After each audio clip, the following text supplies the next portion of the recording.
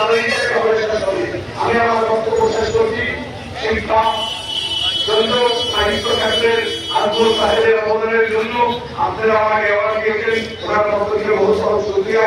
উত্তর পূর্বাঞ্চলের তামিল এবং আমিরের সমস্ত সদস্যবৃন্দকে আমি অন্তঃস্থল থেকে ধন্যবাদ দিই।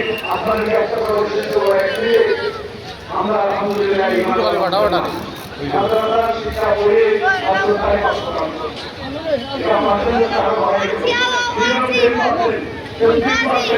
আমি